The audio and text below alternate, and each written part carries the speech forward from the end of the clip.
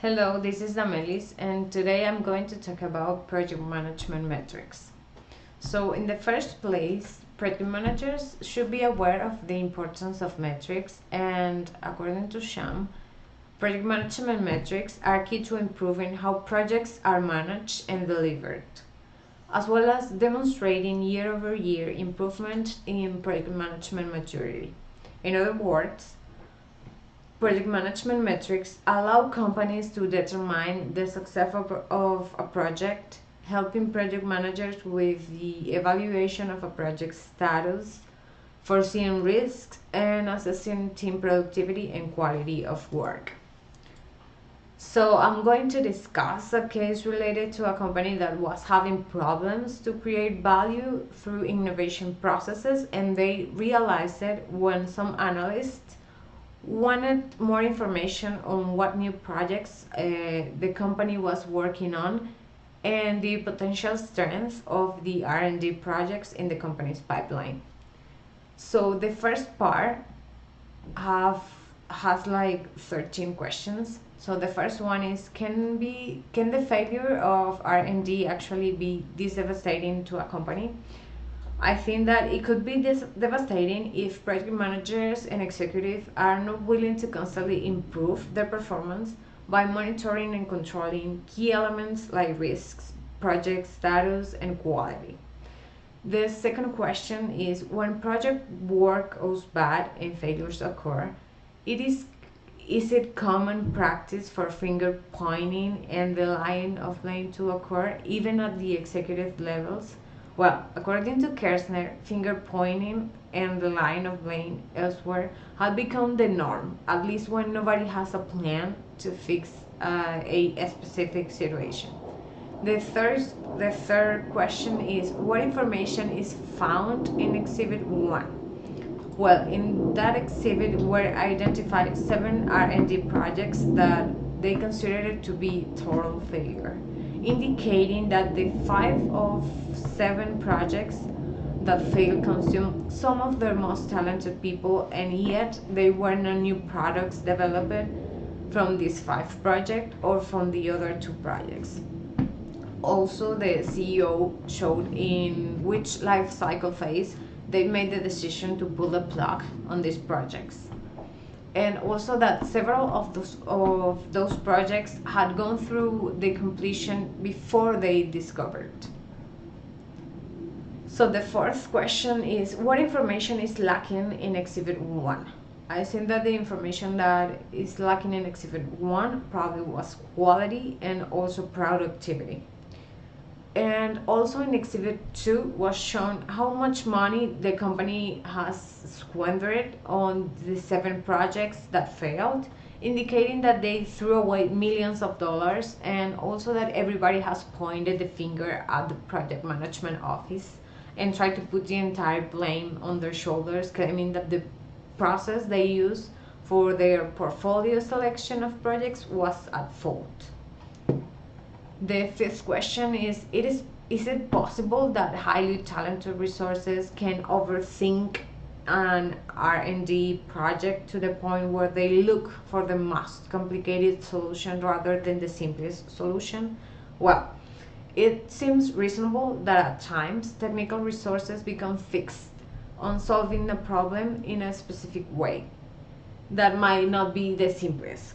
However, many times people have an initial feeling as to what the solution would be, and they become like fixated on that one solution and cannot see like other alternative, or they only see that the alternative are the best. So is it good or bad to have 5 R&D projects out of 12 completed successfully? Well, it would be good if those projects were profitable for the company, but in this case, it weren't profitable. They weren't profitable, so it was actually bad. Can a PMO prevent failure? A PMO cannot prevent failure. However, what the PMO can and should be able to do is provide a framework to evaluate the progress of a project versus some benchmark And this framework could identify that a project is having problems earlier rather than later. And in this way, the PMO should be able to identify problem projects and take actions to change the project, or in some cases, cancel the project. Number 8 is it inherently dangerous to encourage a project manager to recommend that his or her project be terminated during early life cycle phases? Well, it can be dangerous because if a project manager doesn't like a project, or the project team has, he may paint a picture that it should be cancelled, just he can be reassigned. The project managers should be take part in an objective assessment of the project at Getaway throughout the life cycle phases to review project health and viability. And if the project is no longer viable at a Getaway, then it should be changed or cancelled. And who, if anyone, should be blamed for the failure of this project? In this case of study, according to Price, it is the project manager, that the person that must deliver the project and manage and be responsible for all issues and obstacles that stand in the way of successful project delivery. The 10th question is, and description of engineers realistic? Well, according to Kirchner, to some extent Anne is correct in her description of engineers, because engineers exist to solve problems and there is usually a high level of confidence that they can solve the problem. However, at some point they develop a best interest in proving to themselves that they can solve it, even if it's just curiosity driving them. So this can lead to schedule delays, cost overruns, and even failed projects. The 11th question is, would you agree with Allgray that the real cause of the failures appears to be a lack of good metrics? If this is the cause, then how do you justify that other projects were successful? Well, in this case, according to Kirchner, the lack of metrics isn't the cause of the project failures, but it is a contributing factor as to why the projects continued for so long before they were deemed failures. If they had good metrics that identify a project was on course to fail, they could have ended the project earlier and shifted resources to other areas. Without the metrics, the projects continued until nearly out of budget before they pulled the plug. The 12th question is, should the PMO take the lead in the establishment of the metrics? Well, according to Kirchner, the PMO should take the lead in establishing the metrics because it's functioning as an independent third party and would be less influenced by internal issues to shape metrics in a specific way. So in other words, the PMO should have a higher level view to focus on overall project health, regardless of where the issues are. In developing the metrics, the PMO should solicit input and buy-in from the engineering department and other stakeholders that have inputs into the project. This would hopefully provide a more well-rounded set of metrics that reflect all aspects of the projects. So, are a few days enough time for the follow-on meeting, and should the executive attend?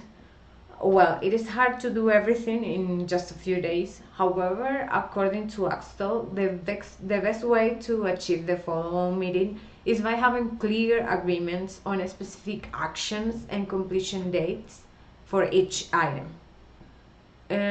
Also, Allgray wanted another meeting with the executive staff scheduled in a few days, so they should attend. Now, part B. The first question is there a relationship between the capturing of best practices and the development of new metrics? I think that yes, because according to Kirchner, companies can be able to use metrics to predict project success and failure, and also to improve client satisfaction, performance for the future, and capturing best practices and lessons learned. The second question is the makeup of the team correct, and should anyone from senior management also have been part of the team? Yes, I think that someone from senior management should be part of the team, because in that way there is no need to make more meetings to notify progress, and the team could use the expertise. The third question is, does it seem reasonable that some people might feel that metrics can be a spying machine?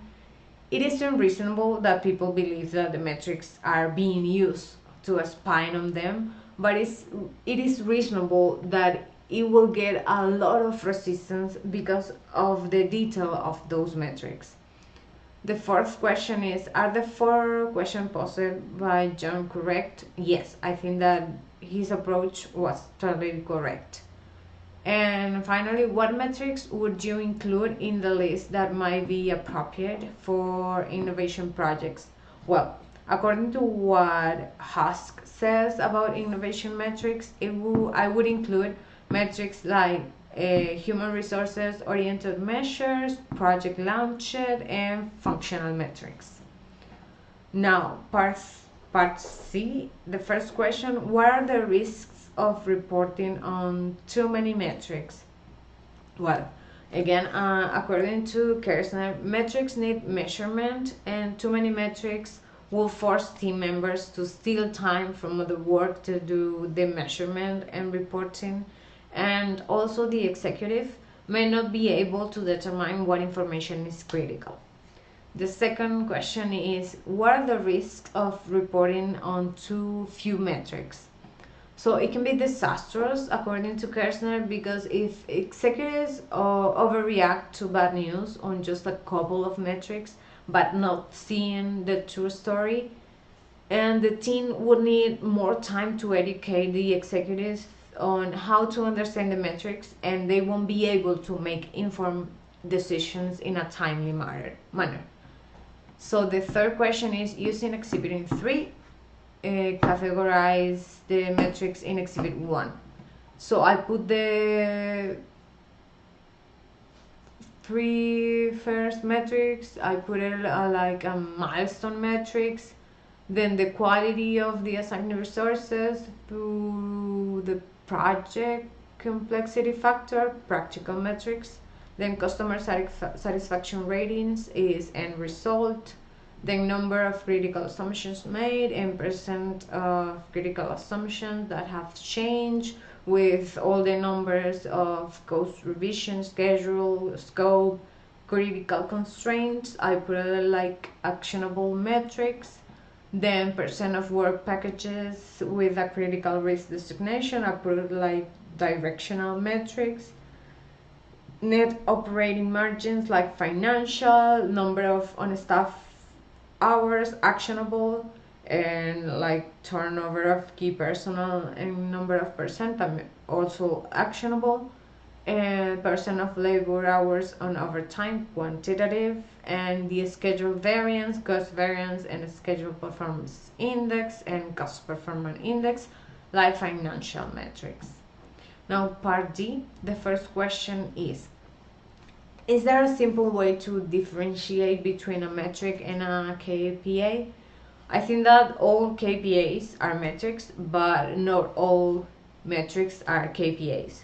So according to Kersner, on one project, measurement can be treated as a KPI, and on another project, it may appear as just a pure metric. So in other words, KPI is a key metric which has the ability to directly impact the cash flow and conversions in a considerable way. So what factors determine how many KPIs should be reported? Well, according to Kersner, some executives may want to see other metrics or KPIs reported such that they can make better decisions. And question number 3 is, using the KPI selection criteria in Exhibit 1, complete Exhibit 2. So I put the person of work, packages on schedule and budget, and number of assigned versus planned resources as measurable. Quality of assigned versus planned resources, I put it like predictive. Then the percent of actual versus planned baselines completed, and best practices used, measurable. Complexity factor as predictive, then customer satisfaction rating as relevant, and also it would be measurable. Number of critical assumptions through the last one are measurable, but also the turnover of key personnel is measurable, and I think that it is also actionable. And the net operating margins is measurable but also relevant.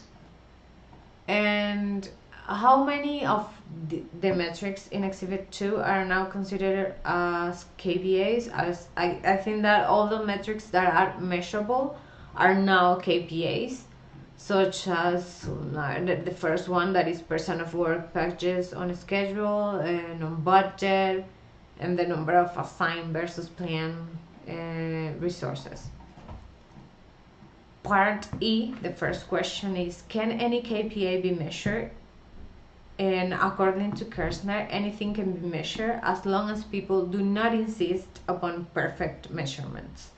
The alternative to perfect measurements is not measurements at all, and that's really bad, because work that gets measured gets done. So does Exhibit 1 satisfy the necessity for a target for a KPI? I think that yes, because according to Kersner, the team felt that this approach was workable. However, it would be subjective because there will be differences between projects. And for the third question is, for each of the KPIs identified in the previous case, establish what do you consider to be a reasonable boundary box. So I put in the urgent attention, risk of project failure. Then in the caution, I put poor performance. Then in normal, I put average performance. Then in good, I put exceeding target. And then in superior, I put favorably exceeding target. So now part F, or part 6, the first question is, what factors would make this process more subjective than objective? I think that this approach was also highly subjective in assigning in the weighting factors in the boundary box measurement. Everything according to Kersner. And the second question is, if these innovation projects were for external rather than internal clients, who should have more of an influence in the selection of the value components, the customers or the contractor doing the work? I think it will be the contractor doing the work. The third question is, can the value component change over the life cycle phases, and if so, under what circumstances? I think that it could change in terms of resources because it wasn't considered in the value component. The first question is, at what value contribution level would a project definitely be cancelled? For me, it will be at level 1 and also at level 2, because it means that the project is not being profitable or relevant for the company. And the fifth question is, under what conditions would a project still be allowed to continue even if it falls below the acceptable value threshold limit? According to Sishlab, it would be possible considering these constraints: benefits, time and cost, quality, scope, and risks.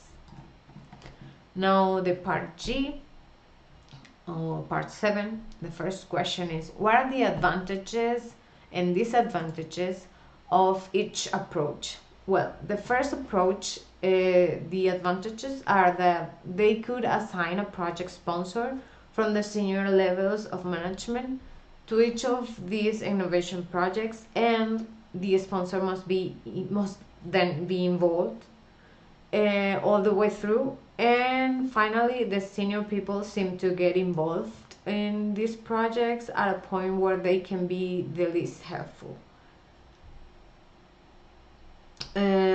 Disadvantages are that they seem to avoid identification with any project that might damage their career, and their involvement appears only after they have someone to blame other than themselves if the project is terminated.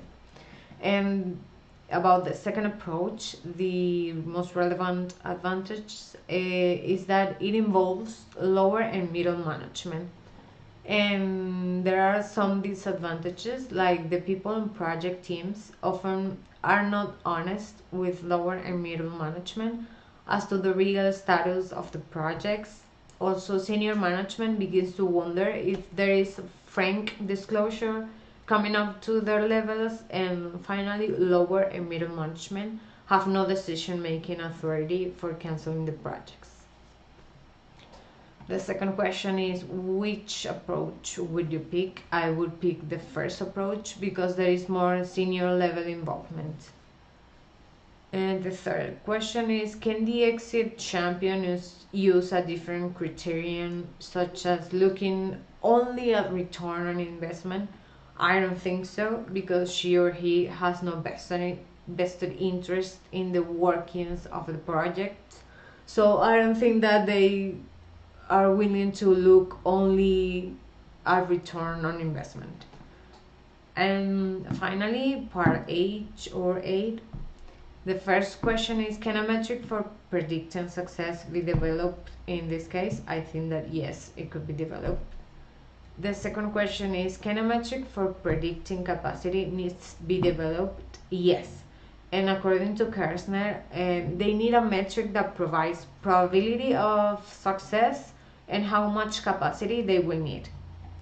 The third question is, what are the risks assuming these two metrics can be created?